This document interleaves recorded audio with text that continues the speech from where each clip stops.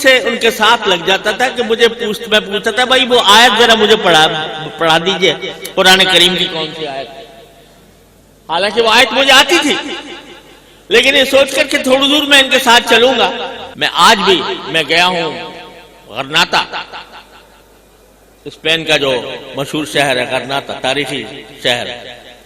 تو میں ایسے ہی وہاں اچانک چلا گیا تھا، تو وہاں پر چہل قدمی ہم کر رہے تھے تو دیکھا ایک بڑی عمارت ہے شاندار، اس میں بہت سارے کمرے بنے ہوئے ہیں، محرابی انداز کے کمرے ہیں. تو اس پر اسپینش یعنی رومن رسم الخط میں لکھا ہوا. حضرات علماء کرام، معزز حاضرین اور میرے طالب علم ساتھیوں، السلام علیکم ورحمۃ اللہ تعالی وبرکاتہ. آج میں اس مبارک مدرسے میں حاضر ہو کر ایک عجیب مسرت محسوس کر رہا ہوں، اور مسرت کے اور غم کے ملے جلے جذبات میں یہاں حاضری دے رہا ہوں. مسرت اس بات کی کہ الحمدللہ شہید اسلام حضرت مولانا خالد محمود سومرو قدس اللہ تعالی سرہ کے لگائے ہوئے اس چمن میں تقریباً 20 سال کے بعد مجھے حاضری کا موقع مل رہا ہے. اور غم اس بات کا کہ آج ایسے موقع پر آنا ہوا جب وہ اس دنیا میں موجود نہیں،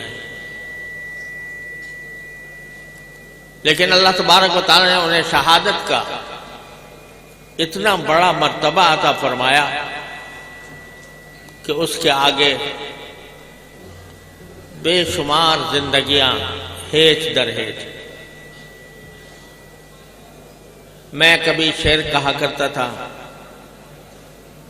تو ایک شعر میں نے کہا تھا کبھی اللہ تعالیٰ مجھے بھی اس کا مصداق بننے کی توفیق عطا فرمائے. وہ شعر یہ، وہ جان کیا جو نہ ہو خرچ تیرے رستے میں، وہ جان کیا جو نہ ہو خرچ تیرے رستے میں، جو تیرے در پہ نہ بہہ جائے وہ لہو کیا ہے. وہ جان کیا جو نہ ہو خرچ تیرے رستے میں، جو تیرے در پہ نہ بہہ جائے وہ لہو کیا ہے. تو اللہ تبارک و تعالیٰ نے ان کو جان بھی ایسی دی اور لہو بھی ایسا دیا جو جانوں کی جان اور جو لہو کو لہو. اللہ تبارک و تعالیٰ نے ان کو اس مقام پر پہنچایا. افسوس ہے کہ ان کی شہادت کو آج 8 سال کے قریب شاید ہو رہے ہیں، لیکن دوسرے شہداء کی طرح ان کے قاتلوں کو ابھی تک کیفر کردار تک نہیں پہنچایا جا سکا. یہ ہمارے دور کا ایک المیہ ہے. اللہ تعالی ہمیں امن و امان بھی عطا فرمائے، اور جو وطن کی خاطر، اسلام کی خاطر جو اپنی جانیں دیتے ہیں، اللہ تبارک و تعالی ان کے قاتلوں کو اور دشمنوں کو کیفر کردار تک پہنچانے کی بھی توفیق عطا فرمائے. اس وقت رات بہت ہو چکی ہے، 12 بج چکے ہیں، آدھی رات سے زیادہ گزر چکی ہے. اس لیے میں آپ حضرات کو بہت زیادہ تنگ نہیں کرنا چاہتا،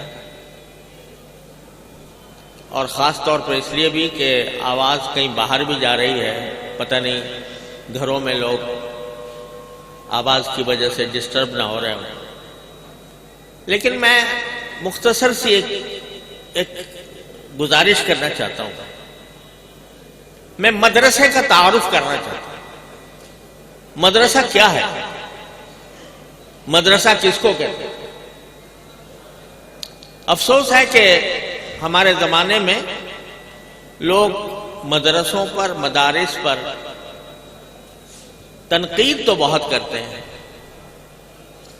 طرح طرح کے اعتراضات بھی کرتے ہیں، اور اگر کوئی تنقید کسی نظام کو اچھی طرح سمجھ کر کی جائے تو وہ اس نظام کو بہتر بنانے میں مدد دیتی ہے. وہ تعمیری تنقید ہوتی ہے، اس سے فائدہ ہوتا ہے، اس سے ادارے ترقی کرتے ہیں.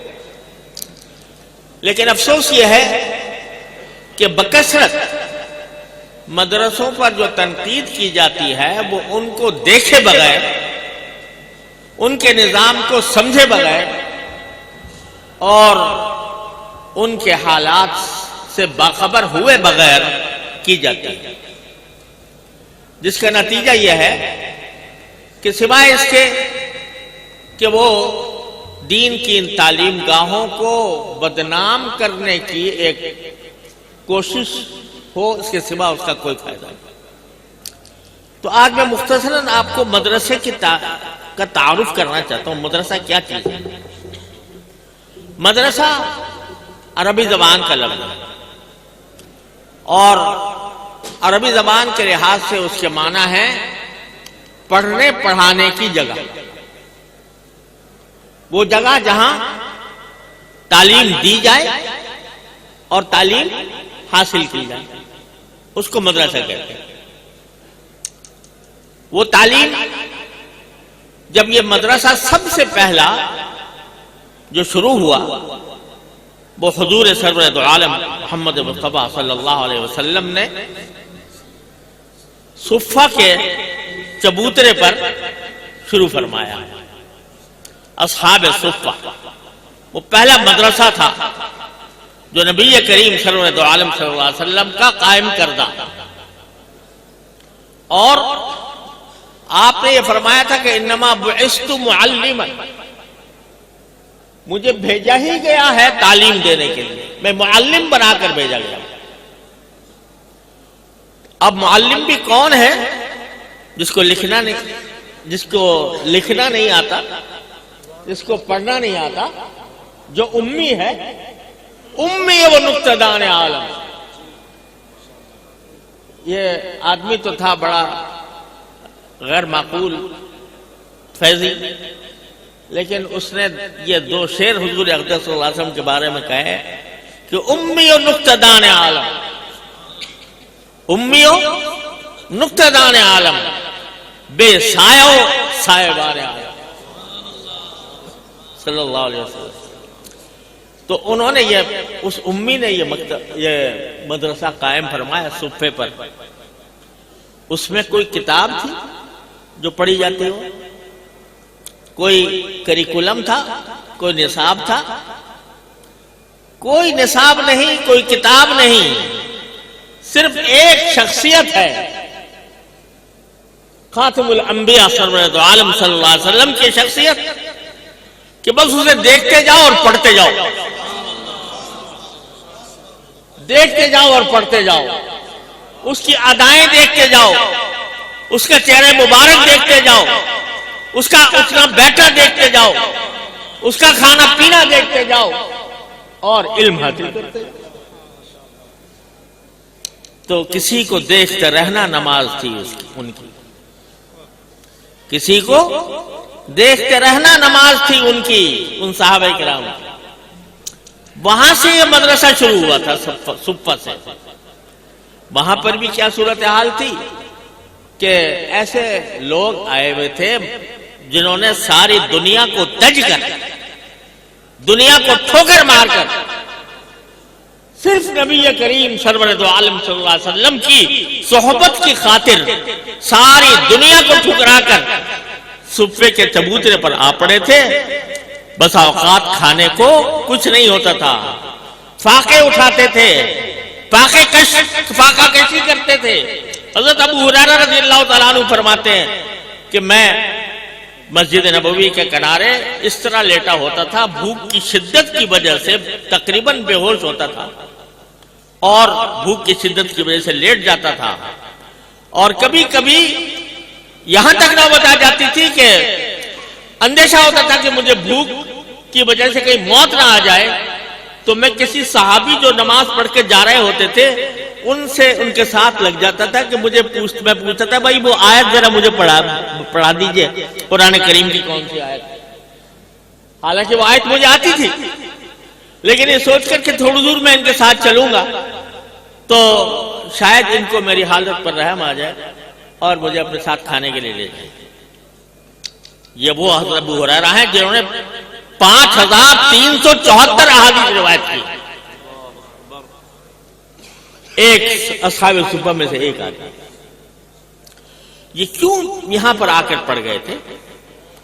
بظاہر تو لکھنے پڑھنے کا رواج بھی رفتہ رفتہ عرب میں ہو رہا تھا۔ قرآن کی پہلی آیت جو نازل ہوئی تھی ابھی قاری صاحب نے پڑھی، علمہ بالقلم، اللہ تعالیٰ نے قلم کے ذریعے تعلیم دی، قلم کا ذکر پہلی وحی میں آ گیا تھا، لہذا پڑھنا لکھنا شروع ہو گیا تھا۔ اور علوم بھی دنیا کے اندر جو دنیا کے علوم تھے وہ پڑھائے جا رہے تھے۔ اس زمانے میں اگر آپ دیکھیں تو وہ بڑی بڑی آبزرویٹریز قائم تھیں، رصدگاہیں قائم تھیں، بڑے بڑے ادارے قائم تھے، مگر یہ اصحاب صفہ ان سب کو چھوڑ کر آ کر یہاں آ پڑے تھے۔ کیوں؟ اس لیے آ پڑے تھے کہ اور دنیا کی سارے علوم و فنون یا ساری یونیورسٹیاں جو کچھ سکھاتی تھیں، جو علم دیتی تھیں، وہ جا کر قبر کے کنارے ختم ہو جاتا تھا۔ سارے علوم، آپ چاہے وہ ریاضی ہو، چاہے وہ جیومیٹری ہو، چاہے جغرافیہ ہو، چاہے سائنس ہو، کچھ بھی ہو، جتنے علوم ہیں ان کی انتہا جا کر کہاں ہوتی ہے؟ قبر پر۔ بس قبر تک کے حالات سے آپ کو واقف کر دیتے ہیں۔ قبر کے اندر جانے کے بعد کیا ہوگا، اور پھر دوسری زندگی جب آئے گی تو اس وقت کیا ہوگا، اس کے بارے میں نہ کوئی سائنس آپ کو بتاتی ہے، نہ کوئی جغرافیہ آپ کو بتاتا ہے، نہ کوئی ریاضی آپ کو بتاتی ہے، نہ کوئی اور زبان آپ کو بتاتا ہے۔ اگر کوئی بتاتا ہے تو بس صرف نبی کریم سرور دو عالم صلی اللہ علیہ وسلم، آپ کے سوا کوئی یہ نہیں بتا سکتا کہ جب تم قبر میں چلے جاؤ گے، اور قبر میں جانے کا کوئی وقت متعین ہے؟ کوئی ہے؟ کوئی سائنس بتا سکتی ہے کہ کب تک تم زندہ رہو گے اور کب قبر کے کنارے سے پہنچ جاؤ گے؟ کوئی سائنس بیان نہیں کر سکتی۔ اس پر اتفاق ہے، اجماع ہے پورے انسانوں کا، وہ چاہے دہریہ کیوں نہ ہو، خدا کو بھی نہ مانتا ہو، لیکن موت کو تو مانتا ہے، اور اس بات کو بھی مانتا ہے کہ اس موت کا کوئی وقت متعین نہیں ہے، پتہ نہیں کب آ جائے۔ تو عجیب معاملہ ہے کہ جس زندگی کا کچھ پتہ نہیں کب ختم ہو جائے، اس کے لیے تو ساری محنتیں ہیں، اس کے لیے ساری تگ و دو ہے، اس کے لیے ساری دوڑ دھوپ ہے، اس کے لیے سارے علوم و فنون ہیں، لیکن جب لوگ اٹھا کر ہمیں لے جاتے ہیں قبر میں، اور قبر میں جا کر ہمیں تنہا چھوڑ دیتے ہیں، اور بزبان حال مردہ یہ کہتا ہے کہ شکریہ ہے قبر تک پہنچانے والوں، شکریہ، شکریہ ہے قبر تک پہنچانے والوں، شکریہ، اب اکیلے ہی چلے جائیں گے اس منزل سے ہم۔ تو اس کے بعد کیا ہونا ہے؟ یہ بات جو ہے سب سے پہلے مدرسے نے سکھائی، اس مدرسے نے جس کی بنیاد نبی کریم سرور عالم صلی اللہ علیہ وسلم نے ڈالی تھی۔ لیکن ساتھ ہی ہمارے نبی کریم صلی اللہ علیہ وسلم نے اور قرآن کریم نے سب سے پہلے ہمیں دعا یہ سکھائی تھی کہ ربنا آتنا فی الدنیا حسنہ وفی الآخرۃ حسنہ، کہ اے ہمارے پروردگار ہمیں دنیا بھی اچھی دیجئے اور آخرت بھی اچھی دیجئے. تو اس لیے دنیا کو اچھا بنانا یہ کوئی نبی کریم صلی اللہ علیہ وسلم کی منشا کے خلاف نہیں تھا، لیکن یہ تھا کہ یہ فرمایا تھا اعمل لدنیا کا بقدر بقائک فیہا وعمل لآخرتی کا بقدر بقائک فیہا. دنیا کے لیے اتنا کام کرو جتنا دنیا میں رہنا ہے، اور آخرت کے لیے اتنا کام کرو جتنا آخرت میں رہنا ہے. یہ تعلیم دی تھی آپ نے. چنانچہ بعد میں جب مدرسہ آگے بڑھا تو اس میں دوسرے علوم و فنون بھی آ گئے، اس میں طب بھی آ گئی، اس میں سائنس بھی آ گئی، اس میں فلکیات بھی آ گئی، اس میں فلسفہ بھی آ گیا، سبھی کچھ آ گیا. لیکن وہ سب جتنے علوم تھے وہ خادم تھے علوم نبویہ علی صاحب السلام. اور یہ مدرسہ کا لفظ سب سے زیادہ جو مشہور ہوا وہ اندلس میں ہوا، اسپین میں.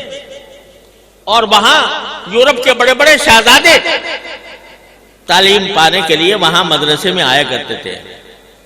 میں آج بھی میں گیا ہوں غرناطہ، اسپین کا جو مشہور شہر ہے غرناطہ، تاریخی شہر. تو میں ویسے ہی وہاں اچانک چلا گیا تھا، تو وہاں پر چہل قدمی ہم کر رہے تھے تو دیکھا ایک بڑی عمارت ہے شاندار، اسے بہت سارے کمرے بنے ہوئے ہیں، محرابی انداز کے کمرے ہیں.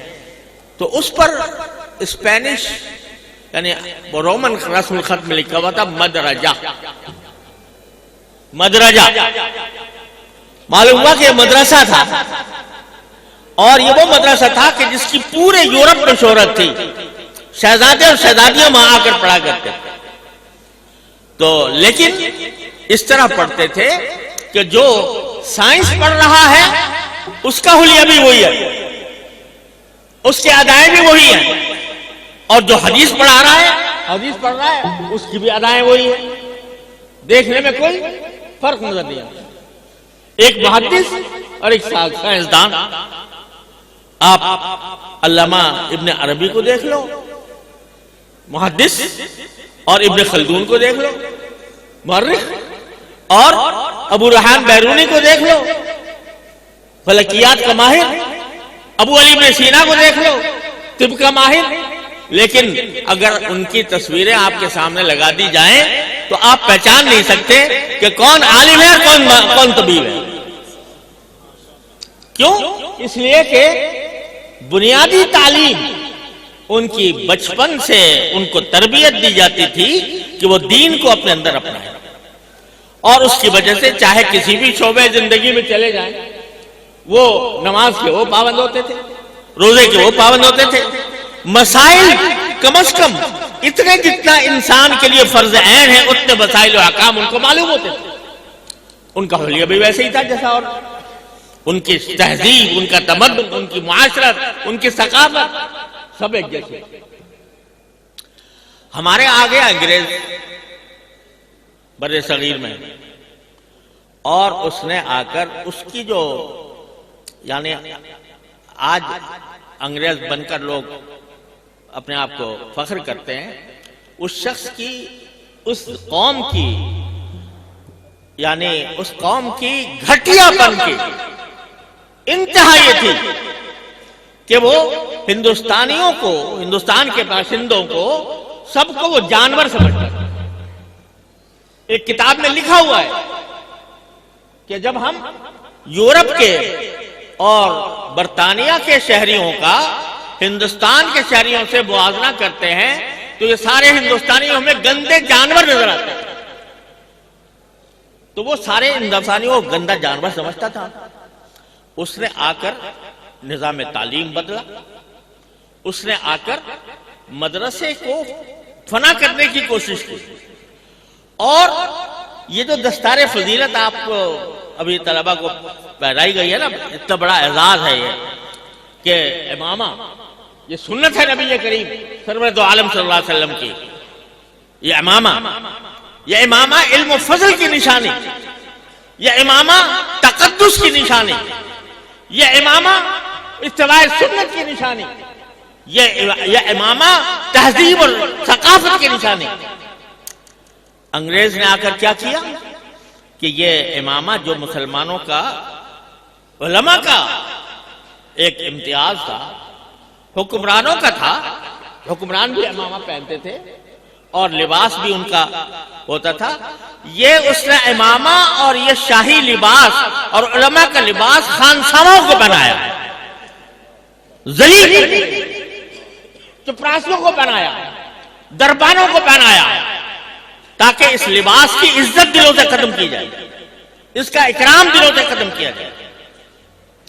تو جب تعلیم بدلی اور جو قرآن و سنت کی تعلیم تھی، جو قرآن کریم کی تفسیر کی تعلیم تھی، نبی کریم سرور دو عالم صلی اللہ علیہ وسلم کی احادیث کی تعلیم تھی، جس کے ایک ایک راوی کی کچا چٹھا ہماری کتابوں کے اندر موجود ہے، اور اس کی تحقیق اور تفتیش کا جو انداز ہے وہ پورا پڑھایا جاتا تھا، وہ سب ختم کر دیا، اور ایک چھوٹی سی سب مضمون رہ گیا، اسلامیات۔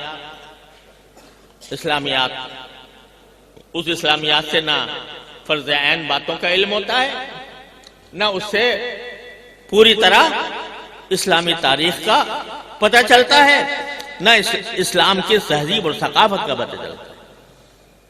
سارے مضامین چھوڑ کر یہ کس لیے؟ تاکہ ان کے دل سے ایمان کا بیج مارا جائے۔ لارڈ میکالے کی جو تقریر دارالعوام میں تھی وہ آج چھپ گئی ہے، میں نے خود پڑھی ہے، اور اس نے کہا کہ ہم اس قوم پر حکومت اس لیے کرنا چاہتے ہیں کہ ہم ایسے لوگ پیدا کرنے چاہتے ہیں جو اپنی نسل اور نسب کے لحاظ سے تو ہندوستانی ہوں، مگر اپنی سوچ اور سمجھ کے اعتبار سے اور اپنی سمجھ کے اپنے تہذیب اور ثقافت کے اعتبار سے وہ انگریز ہوں۔ اور انگریز بھی کوئی ایسے انگریز پیدا نہیں کرنا چاہتا تھا کہ بہت بڑے سائنسدان ہو جائیں اور ان سے آگے بڑھ جائیں۔ ایسے انگریز پیدا کرنا چاہتا تھا جو کلر کی کریں، جو ان کلر بن کے رہیں۔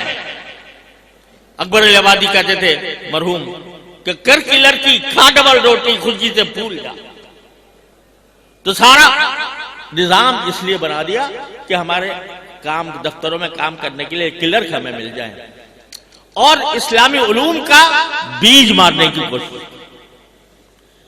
تو اللہ تعالیٰ رحمتیں نازل فرمائے ان حضرات پر جنہوں نے یہ محسوس کیا کہ اگر یہ سلسلہ جاری رہا تو لوگ اسلام کو بھول جائیں گے،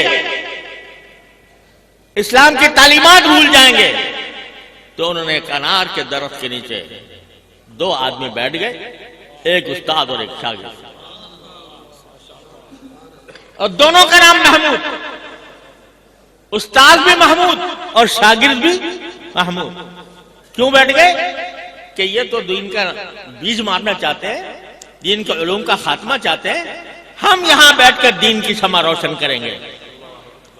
ہم پر معاش کے دروازے بند کر دیے گئے، ہمیں فاقوں کا شکار بنا دیا جائے، ہم موٹا جھوٹا پہن لیں گے اور ہم فاقے اٹھا لیں گے، لیکن دین محمد صلی اللہ علیہ وسلم کا علم ہم گرنے نہیں دیں گے۔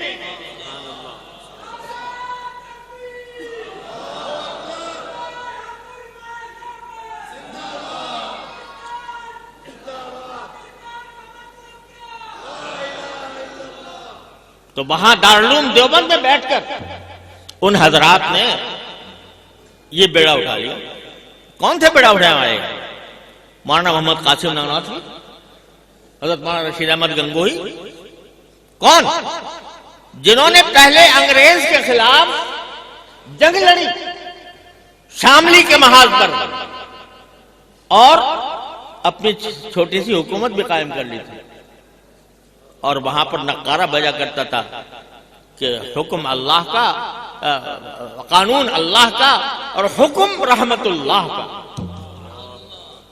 رحمت اللہ حضرت مولانا رحمت اللہ کیرانوی رحمت اللہ، کیرانے کے اندر وہ ایک چھوٹی سی ریاست قائم کر لی تھی انگریزوں کے مقابلے کے لیے، لیکن جب اس میں ناکامی ہو گئی تو کہا کم از کم اپنے ہم دین کو تو محفوظ کر لیں، تو اس کے لیے دارالعلوم دیوبند قائم کیا، اور اس طرح کیا کہ روکھا سوکھا کھا گئے، موٹا جھوٹا پہن لیا، فاقے اٹھا لیے، مگر اس دین کو اور اس علم کو پکڑ کر بیٹھے رہے۔ لوگوں نے کہا یہ دقیانوسی ہیں، یہ رجعت پسند ہے، یہ سوئی گھڑی کی سوئی کو پیچھے لے جانے والے ہیں۔ سارے تانے برداشت کر لیے، کہا جو یہ تانے تو ہمارے گلے کا زیور ہے، انبیاء کرام کو بھی تانے دیے گئے، تو یہ سارے تانے بھی کھا لیے، فاقے بھی سہ لیے، ایک پیسہ گورنمنٹ سے نہیں لیا، اور پورے ہندوستان کے اندر جال بچھا دیا مدارس کا۔ آج لوگ مدارس کے اوپر باتیں تو بہت کرتے ہیں، لیکن ذرا نظام تو جا کے دیکھو کس طرح کیا ہے۔ ایک پیسہ، یہ ابھی مولانا وہ بتا رہے تھے اپنا سالانہ خرچہ، مولانا ناصر صاحب سالانہ خرچہ بتا رہے تھے، کوئی ذرا ان سے پوچھا آتا کہاں سے؟ یہ جو کروڑوں کا خرچہ بتا رہے تھے یہ آتا کہاں سے؟ میں سمجھتا ہوں اس کا جواب یہ دے نہیں پائیں گے، میں بھی نہیں دے سکتا۔ میرے دارالعلوم ہے، اس میں جتنا خرچہ بتا رہے ہیں اس سے زیادہ خرچہ ہوتا ہے ماہانہ، اور لوگ پوچھتے ہیں بھائی کہاں سے آتا ہے؟ میں نے کہا بھائی مجھے نہیں معلوم کہاں سے، کروڑوں کا۔ میرے ہاں ہمارے ہاں دارالعلوم میں تو کروڑ سے زیادہ کا خرچہ ماہانہ ہے، تو پوچھتے ہیں لوگ کہاں سے آتا ہے؟ میں نے کہا بھائی مجھے نہیں معلوم کہاں سے آتا ہے۔ اور ایک پیسہ نہ صرف یہ کہ حکومت سے نہیں لیتے، بلکہ اگر حکومت دے بھی تو لینے کو تیار نہیں، لینے کو ہم تیار نہیں ہیں۔ کوئی اگر ہم سے آفر کرے کہ بھئی تم اتنا اچھا کام کر رہے ہو، وہ تو بول تو اچھا کام تسلیم ہی نہیں کرتا، لیکن اگر کر لے تو اور دے دے ہمیں تو ہم لینے کو تیار نہیں۔ ایک مرتبہ اعلان کر دیا تھا حکومت نے کہ 1 ارب روپیہ بجٹ میں مختص کیا جا رہا ہے مدارس کے لیے، تو ہمارے جو اکابر ہیں وفاق کے، حضرت مولانا حنیف جالندری صاحب اور حضرت مولانا فضل الرحمان صاحب، ان کا بیان آیا کہ بھئی کیوں دیا جا رہا ہے ہمیں؟ یہ دنیا میں یہ مثال واحد ہی ملے گی کہ کوئی دنیا میں یہ حکومت کہتی ہے کہ بھئی ہم تمہیں پیسے دے رہے ہیں، وہ کہتا ہے کیوں دیتے ہو ہمیں؟ ہمیں نہ دو، ہمیں دے رہا ہو، کیوں دے رہے ہو ہمیں؟ تو یہ واحد مثال ملے گی ان مدرسوں کی۔ تو میرے بھائیوں یہ قائم ہوا ہے کس کام کے لیے؟ کہ قبر میں جانے کے بعد جو حالات پیش آنے والے ہیں اس کی تیاری کریں۔ تو وہ تیاری کرنا کس طرح ہے کہ قرآن نے جو حکم دیا اس کو سمجھ لو، جو رسول کریم سرورت عالم صلی اللہ علیہ وسلم نے پڑھایا اس کو سمجھ لو اور اس کو پھیلا دو، اس پر عمل کرو، تو قبر تمہاری گلزار بن جائے گی، باغ بن جائے گی، اور آخرت تمہاری سدھر جائے گی۔ اس کام کے لیے بیٹھے ہیں یہ۔ اب کوئی تانے دیتا ہے تو دیا کرے کہ بھئی یہ زکوٰۃ پہ پل رہے ہیں، یہ خیرات پہ پل رہے ہیں، یہ صدقے پہ پل رہے ہیں، یہ جو ہے ان کے لباس جو ہیں وہ زمانے کے مطابق نہیں ہیں، ان کے لباس مطابق نہیں ہیں زمانے کے، زمانہ کچھ اور طرف جا رہا ہے یا اور طرف جا رہے ہیں۔ ان کی پگڑی لوگوں کو نہیں بھاتی، ان کی داڑھی نہیں بھاتی، ان کا انداز و ادا نہیں بھاتا، اس واسطے کہ یہ اپنے ہاتھ میں نبی کریم سرور دو عالم صلی اللہ علیہ وسلم کی سنت کی رسی کو پکڑے ہوئے۔ دنیا کچھ کہتی ہے تو کہا کرے، ہم دنیا کے تابع نہیں ہیں، ہم دنیا کے تابع نہیں ہیں۔ اور زمانہ بات و نسازت تو بات زمانہ سطح والے مسلک سے ہم حامل ہیں کہ ہمیں پرواہ نہیں ہے کوئی ہمیں کیا کہتا ہے، لیکن ہمیں تو ایک ہی پرواہ ہے، اللہ تعالیٰ وہی پرواہ ہمارے دلوں میں باقی رکھے، وہ یہ کہ ہمارے رسول صلی اللہ علیہ وسلم کی بارگاہ میں جب حاضری ہو تو وہاں جا کر ہمیں یہ ذلت نہ ہو کہ تم نے مجھے چھوڑ کر میرے دشمنوں کو اپنا مائی باپ بنا لیا۔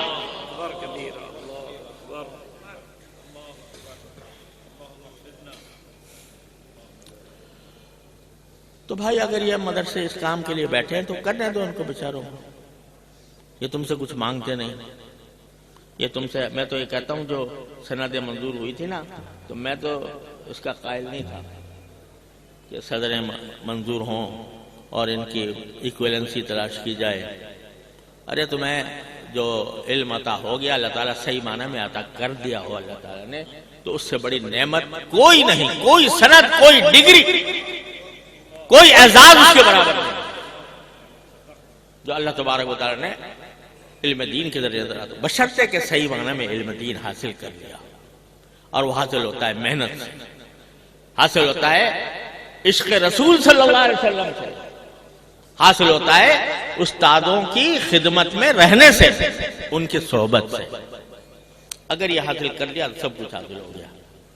میں تہہ دل سے مبارکباد دیتا ہوں ان حضرات طلباء کو جنہوں نے دور حدیث کی تکمیل کی، جنہوں نے تخصص الافتاء کی تکمیل کی، اور ان کے اساتذہ کرام کو جنہوں نے انہیں تیار کیا، ان کے والدین کو جنہوں نے اپنے جگر کے ٹکڑوں کو اس کام کے لیے تیار فرمایا، اور ان کے سارے خاندانوں کو، اور اس مدرسے کو۔ مجھے مدرسے کا لفظ بہت اچھا لگتا ہے بنسبت جامعہ کے، تو اگرچہ ہم آج کل وہی جامعہ کا لفظ بہت استعمال کرنے لگے ہیں، تو لیکن مدرسہ میں جو مزہ ہے اس لفظ میں، تو وہ شاید جامعہ میں نہیں ہے۔ تو میں مدرسے کا میں مبارکباد دیتا ہوں کہ جس میں الحمدللہ ایسے باصلاحیت لوگ تیار ہوئے۔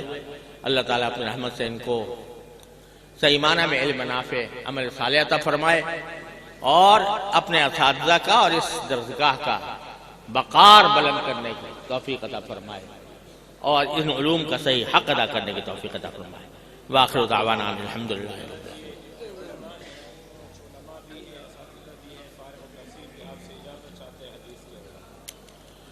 یہ فرما رہے ہیں مولانا راشد صاحب، اللہ تعالیٰ ان کو ان کی عمر علم میں برکت عطا فرمائے، کہ جو حضرات علماء موجود ہیں وہ مجھ سے اجازت حدیث کے خواہاں ہیں۔ سچی بات یہ ہے کہ میں اس منصب کا نہیں ہوں، اس کا اہل نہیں ہوں، لیکن تعمیل حکم اور تحصیل سعادت کے لیے میں آپ کے سامنے ایک حدیث پڑھتا ہوں جو حدیث مسلسل بالاولیہ کہلاتی ہے، اور حدیث رحمت بھی۔ عن عبداللہ بن مسعود حدثني بذلك الشيخ حسن المشاط المكي المالكي رحمه الله تعالى في المسجد الحرام، كما حدثني به الشيخ محمد ياسين الفاداني رحمه الله تعالى في مكة المكرمة، والشيخ الناخبي رحمه الله تعالى، كل واحد منهم يرويه بإسناده إلى سيدنا عبد الله بن عمرو بن العاص رضي الله تعالى عنهما قال قال رسول الله صلى الله عليه وسلم الراحمون يرحمهم الرحمن تبارك وتعالى ارحموا من في الأرض يرحمكم من في السماء۔ ایک مرتبہ میرے ساتھ پڑھ لیجئے، الراحمون يرحمهم الرحمن تبارك وتعالى ارحموا من في الأرض يرحمكم من في السماء۔ یہ پہلی حدیث ہے جو میں نے ان بزرگوں سے سنی، اور ان میں سے ہر ایک کہتا ہے کہ یہ پہلی حدیث ہے میں نے اپنے استاد سے سنی، وہ کہتا ہے میں نے اپنے استاد سے سب سے پہلے یہ حدیث سنی، اور یہاں تک کہ تسلسل سفیان ابن عیینہ تک قائم ہے، اور اسی وجہ سے اس کو مسلسل بالاولیہ کہا جاتا ہے۔ میں اس حدیث کی اس تسلسل کے ساتھ اجازت دیتا ہوں، اور ساتھ ہی اپنی تمام مرویات کی تمام حضرات علماء کرام کو، طلباء کو میں اجازت عامہ دیتا ہوں اپنی تمام مرویات کی جو میرے ثبت میں مذکور ہیں، اس میں اس کی اسانید بھی مذکور ہیں۔ اللہ تعالیٰ اپنے رحمت سے اس کی برکات ہم سب کو عطا فرمائے۔ دعا فرمائے۔ اللہم صلی علی سیدنا محمد وعلی آل سیدنا محمد کما صلیت علی ابراہیم وعلی آل ابراہیم انک حمید مجید۔ یا ارحم الراحمین، اپنے فضل و کرم اپنے رحمت سے ہمارے تمام گناہوں کو معاف فرما۔ یا اللہ اپنے رحمت سے، اپنے فضل و کرم سے ہمارے تمام گناہوں کو معاف فرما۔ یا اللہ اپنے ہمارے تمام چھوٹے بڑے اگلے پچھلے خفیہ علانیہ ہر طرح کے گناہوں کو معاف فرما۔ یا اللہ ہمارے اعمال و اخلاق کی اصلاح فرما۔ یا اللہ ہمارے اعمال و اخلاق کی اصلاح فرما۔ یا اللہ نبی کریم سرور دو عالم صلی اللہ علیہ وسلم نے فرمایا کہ میں تمہارے اخلاق کے مکارم کی تکمیل کے لیے آیا ہوں، یا اللہ ہمارے اخلاق کو درست فرما دیجیے، یا اللہ ہمارے اعمال کو درست فرما دیجیے، یا اللہ ہمیں اتباع سنت کی توفیق عطا فرما دیجیے، یا اللہ ہماری شامت اعمال کو ہم سے دور فرما دیجیے۔ یا اللہ اس وقت امت مسلمہ بہت ہی مظلوم اور مقہور اور مجبور ہے، اے اللہ ہر جگہ پر مقہور و مجبور ہے، یا اللہ کشمیر میں، یا اللہ فلسطین میں، یا اللہ عراق میں، یا اللہ شام میں، یا اللہ برما میں اور مختلف لیبیا میں، کہاں کہاں مسلمان مقہوریت کا شکار ہے۔ یا اللہ یہ سب ہماری شامت اعمال معلوم ہوتی ہے، اے اللہ اپنی رحمت سے ہماری شامت اعمال کو دور فرما دیجیے، یا اللہ ہم سے راضی ہو جائیے، یا اللہ اپنے ناراضی ہم سے دور فرما دیجیے، اور ہمیں ایک مرتبہ پھر اب امت محمدی علیہ صاحب السلام کو سربلند اور سرفراز فرما دیجیے، ہر طرح کے شر سے اس کی حفاظت فرمائیے۔ یا اللہ یا رحمان یا رحیم یا کریم، اپنے فضل و کرم سے جو طلبہ جنہوں نے دور حدیث کی تکمیل کی ہے یا تخصص کی تکمیل کی ہے، یا اللہ ان سب کو اپنے دین کے لیے قبول فرمائیے، یا اللہ علم نافع ان کو عطا فرمائیے، عمل صالح عطا فرمائیے، ان کا دین کا سچا داعی بنائیے، دین کا سچا عامل بنائیے، اور یا اللہ ان کو دین کا مبلغ بنائیے، اور یا اللہ اپنے رحمت سے اپنے فضل و کرم سے اس مدرسے کو دن دونی رات چوگنی ترقیات عطا فرمائیے۔ یا اللہ اس کے حضرت مولانا خالد محمود صاحب رحمۃ اللہ علیہ، یا اللہ اپنے رحمت سے ان کو درجات عالیہ عطا فرمائیے، یہ صدقہ جاریہ ان کا صدقہ جاریہ ہمیشہ قسم قائم باقی سلامت رکھیے، اس میں دن دونی رات چوگنی ترقیات عطا فرمائیے، اور یہاں کے اساتذہ منتظمین محبین معاونین سب کو اخلاص اور صدق کے ساتھ یا اللہ علم اور دین کی خدمت کی توفیق عطا فرمائیے۔ یا اللہ ہماری تمام مرادوں کو پورا فرما دیجئے، ہم میں جو لوگ بیمار ہیں انہیں شفائے کامل عاجل عطا فرما، جو تنگ دست ہیں ان کی تنگ دستی کو دور فرما، جو بے روزگار ہیں ان کو حلال واسع روزگار عطا فرما۔ یا اللہ ہم سے یہ ہر طرح کی بلا اور وبا دور فرما دیجئے، یا اللہ ہر طرح کی بلا اور وبا کو دور فرما دیجئے۔ یا اللہ جتنے تمام حاضرین و حاضرات، یا اللہ جو مرد و خواتین جو اس محفل میں حاضر ہیں، یا اللہ ان سب کی دلی مرادیں پوری فرمائیے۔ یا اللہ آپ سب کی دلی مرادوں کو خوب جانتے ہیں، اپنی رحمت سب کی دلی مرادیں پوری فرمائیے۔ جن جن لوگوں نے ہم سے دعا کی فرمائش کی ہے، اے اللہ ان سب کی دعاؤں کو بھی، ان کی مرادوں کو بھی پورا فرما دیجئے۔ وصلی اللہ تعالی علی خیر خلقہ سیدنا مولانا محمد۔ اے اللہ یہ جو محمد عمر ماشاءاللہ جن کا بھی نکاح ہوا ہے، یا اللہ اس نکاح کو مبارک فرمائیے، اس پر برکت رحمت نازل فرمائیے، دلہا دلہن دونوں کے مزاجوں میں موافقت پیدا فرما دیجئے۔ یا اللہ ان کو ایک دوسرے کے لیے باعث تقویت، باعث راحت، باعث تسکین بنائیے، ایک دوسرے کا حقوق اپنے رضا کے مطابق ادا کرنے کی توفیق عطا فرمائیے، خوشگوار ازدواجی زندگی ان کو عطا فرمائیے۔ یا اللہ ہر طرح کی مسرتوں سے نواز دیجئے، یا اللہ ہماری ساری مرادیں پوری فرما دیجئے۔ اللہم لا تدع لنا ذنبا الا غفرتہ، ولا ہما الا فرجتہ، ولا دینا الا قضیتہ، ولا حاجة من حوائج الدنیا والآخرہ الا قضیتہا ویسرتہا یا ارحم الراحمین۔ اللہم ربنا تقبل منا انك انت السمیع العلیم وتب علینا انك انت التواب الرحیم۔ وصلی اللہ تعالی علی خیر خلقہ سیدنا مولانا محمد وعلی آلہ واصحابہ اجمعین، آمین برحمتک یا تمام ساتھی بیٹھے رہے، فی الحال سب ساتھی بیٹھے رہے۔